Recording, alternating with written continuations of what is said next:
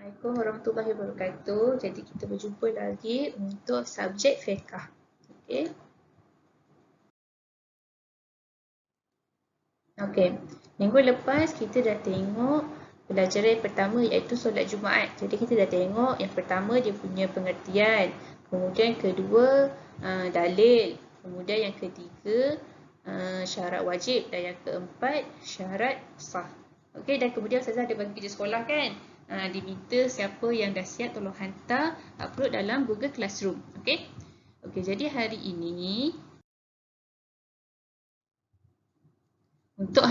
kita akan tengok pula rukun rukun solat Jumaat. Okey.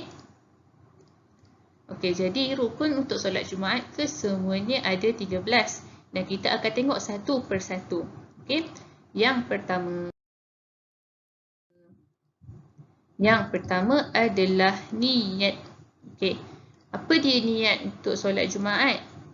Jadi niat untuk solat Jumaat adalah usalli fardal jumu'ati rak'ataini ma'muman lillahi ta'ala. Maksudnya sahaja aku solat fardu Jumaat 2 rakaat mengikut imam kerana Allah Ta'ala. Okay, jadi yang pertama adalah niat. Kemudian yang kedua, berdiri betul bagi yang mampu. Okey, macam mana nak tahu kita berdiri betul ke tidak? Okey, pertama kita tengok kaki kena menghadap kiblat. Tangan kena dekat sisi. Kemudian mata tengok dekat tempat sujud. Okey, saya ulang balik.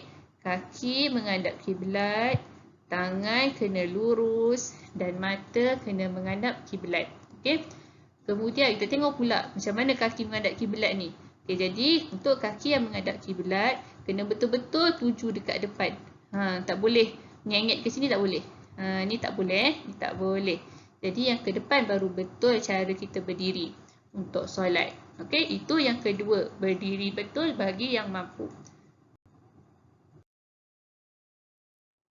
Kemudian yang ketiga iaitu takbiratul ihram. Okey. Jadi kita tengok dekat sini macam mana nak angkat takbir. Jadi kita berdiri sambil mengangkat takbir dan bacaan dia adalah Allahu Akbar. Okey. Jadi bila untuk lelaki yang solat Jumaat kena pastikan ibu jari ni sama paras dengan telinga. Boleh tengok dekat gambar ni. Kalau sama paras baru betul cara kita mengangkat takbiratul ihram. Okey. Itu yang ketiga, takbiratul ihram. Kemudian yang keempat, rukun yang keempat adalah membaca Al-Fatihah. Okey. Jadi seperti biasalah, saya yakin semua orang dah hafalkan surah Al-Fatihah ni. Jadi siapa yang tak boleh hafal, boleh hafal. Okey. Saya ada letak dia punya bacaan surah dekat sini. Okey, kemudian yang kelima adalah rukun yang kelima adalah rukuk dan tumakninah. Okey, jadi kita nak tengok dulu rukuk tu macam mana. Okey, jadi rukuk kita tengok kat gambar ni. Yang pertama, badan kita ni kan. Badan kita ni kena sama paras dengan lantai. Sama paras dengan lantai. Tak adalah kita tunduk sangat ke bawah, tak adalah kita macam ni ke, tak. Kita sama je. Tengok yang Ustazah buat garis merah ni kan. Sama paras dengan rantai. Kemudian yang kedua, tangan kita letak dekat atas lutut. Okey, kita letak atas lutut. Kemudian bila kita rukuk, bacaannya adalah Subhana rabbiyal azimi wa bihamdi. Okey, tu bacaan dia. Okay, jadi lepas kita rukuk, kita tumakninah. Okay, tumakninah tu apa? Tumakninah adalah kita diam seketika. Jadi nak berapa lama diam lepas dah baca bacaan rukuk ni? Jadi panjang dia adalah bacaan subhanallah. Jadi kita tumakninah tu macam kita baca subhanallah. Kemudian baru kita boleh bangun dan buat rukun yang seterusnya. Okey, itu rukun yang kelima iaitu rukuk dan tumakninah.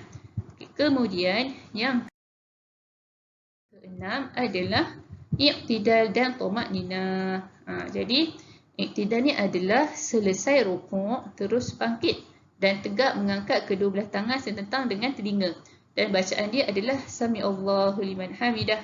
Macam tu. Jadi Waktu iktidal, kita punya kedudukan tangan adalah sama seperti kita mengangkat takbir, iaitu selari dengan kita punya telinga. Okey. Kemudian kita tumakninah. Macam yang saya cakap sebentar tadilah. Tumakninah tu apa? Awak boleh baca dekat sini. Okey.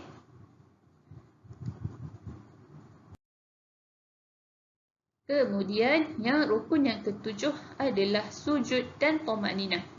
Okey, kita tengok macam mana sujud yang betul. Tengok kat sini.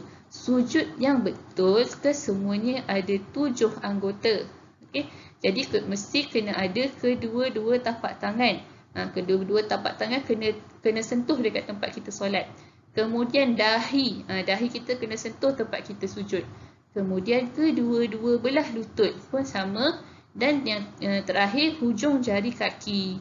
Hujung jari kaki ni dua-dua kaki lah. Macam ni. Macam ni lah kita duduk dua-dua jari kan. Kalau saya tunjuk kaki, saya tunjuk contoh kat tangan, kena ke semua jari-jari ni. Okay. Jadi kesemuanya ada 7. Ada 2 tangan, 1 dahi, 2 lutut, 2 hujung jari kaki. Okay. Itu anggota sujud, ada 7. Kemudian kita nak tengok pula. Maaf. Kemudian kita nak tengok pula macam mana kedudukan kaki yang betul. Jadi kedudukan kaki yang betul ia adalah seperti ini. Okey, macam ni baru betul. Kalau macam ni salah. Yang Ustazah bulat kuning ni salah.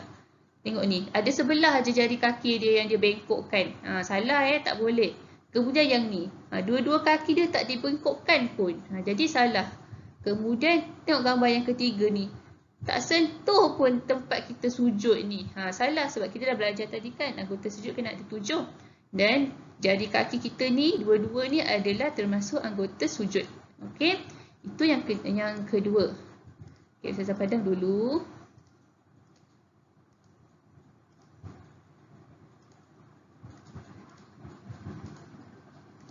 Okey. Kemudian kita tengok pula contoh tangan macam mana. Tengok tangan dia ni. Macam mana dia letak. Dia letak dekat lantai kan. Macam ni keadaan dia tak boleh. Tangan kita tak boleh terus letak atas lantai. Kena angkat sedikit macam gambar yang asal tadi.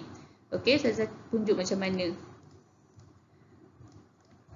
Nampak tak tangan dia? Tangan dia kena angkat dan tolak keluar sikit. Jangan tolak banyak. Terkena pula orang sebelah. Kita angkat keluar sikit je. Okey. Macam ni adalah cara sujud yang betul. Okey. Kemudian bacaan dalam sujud adalah Subhana rabbiyal a'la wa bihamdih. Kita ulanglah baca 3 kali. Kemudian lepas dah habis sujud, kita pun tumakninah. Tumakninah ni seperti biasalah. Yang macam sebelum-sebelum ni saya ada sebut. Okey. Itu rukun yang ketujuh, iaitu sujud dan tumakninah. Okey, kita tengok pula rukun yang ke-8, iaitu duduk antara 2 sujud dan tumakninah. Okey, jadi duduk antara 2 sujud, cara duduk dia adalah kita panggil istilah dia iftirash. Kita boleh tengok kaki dia kaki yang sebelah kiri duduk bawah punggung dan kaki yang sebelah kanan kita bengkokkan, kita tongkatkan macam ni. Okey, kemudian kita tengok pula macam mana cara duduk yang salah. Dia letak dua-dua kaki dia dekat bawah punggung. Tak boleh. Yang ni pula dia tak bengkokkan jari kaki dia pun salah. Ni samalah, letak kedua-dua kaki dia bawah punggung salah. Dan yang ni dia pergi lipat pula kaki dia keluar kiri ke kanan. Ni salah. Okey, duduk yang betul adalah yang macam ni. Kaki kiri duduk bawah punggung, kaki kanan ditongkatkan. Okey. Kemudian kita tengok pula bacaan dia. Ni bacaan dia. Rabbighfirli warhamni wajburni warfa'ni warzuqni wahdini wa'afini wa'fu anni. Okey. Tu bacaan sewaktu duduk antara 2 sujud. Dan tumakninah. Tumakninah ni biasalah diam seketika, dan panjang diam tu adalah satu bacaan subhanallah. Okey. Itu rukun yang ke-8. Kita tengok pula rukun yang ke-9. Okey, rukun yang ke-9 adalah duduk tahiyat akhir. Tadi kita dah tengok macam mana cara untuk duduk antara 2 sujud. Untuk yang ni kita tengok pula macam mana duduk tahiyat akhir. Jadi duduk tahiyat akhir adalah dipanggil nama tawarruk. Jadi duduk tahiyat akhir kita boleh tengok dekat gambar ni, kaki sebelah kiri duduk dekat bawah kaki sebelah kanan. Dan kaki sebelah kanan ni kita tongkatkan ataupun kita bengkokkan hujung jari kaki dia. Okey. Kemudian kita tengok pula macam mana orang ni buat salah. Dia salah sebab tengok ni, kaki dia tak bengkokkan, hujung kaki dia tu dia tak bengkokkan. Jadi duduk yang betul adalah hujung kaki kanan tu kita bengkokkan dan yang sebelah kiri kita duduk kat bawah kaki sebelah kanan. Okey? Itu duduk tahiyat akhir, rukun yang ke-9. Kita tengok pula rukun yang ke-10 iaitu membaca tahiyat akhir. Ini seperti biasa Ustazah sertakan sekali teks bacaan tahiyat akhir. Awak boleh postkan video ni dekat sini untuk baca dan hafal. Kalau yang sudah hafal, alhamdulillah. Okey? Itu rukun yang ke-10, membaca tahiyat akhir. Kemudian yang ke-11,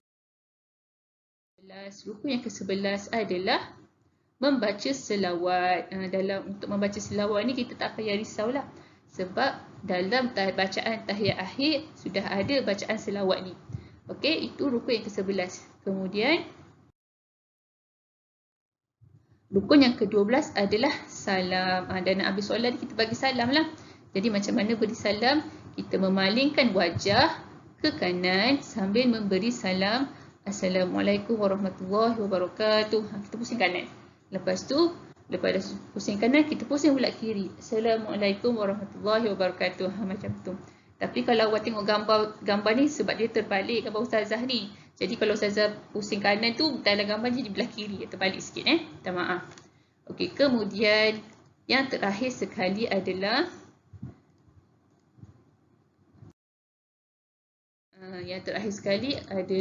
tertib. Tertib tu macam mana? Tertib ialah mengikut turutan.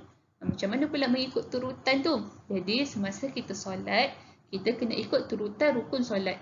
Macam tadilah kita dah belajar kan, mula-mula niat, kemudian berdiri dengan betul, kemudian takbiratul ihram dan seterusnya. Kita tak boleh tiba-tiba berdiri dengan betul baru kita baca niat. Tak boleh. Kita kena ikut turutan dia. Okey? Macam tu sahaja untuk. Jadi sampai di sini sahaja subjek kita untuk hari ini iaitu rukun solat Jumaat. Ustazah harap awak semua boleh faham. Kalau tak faham boleh ulang balik tengok video ni ataupun PM Ustazah seperti biasa. Okey, jadi sampai di sini sahaja kelas kita. Assalamualaikum. Terima kasih.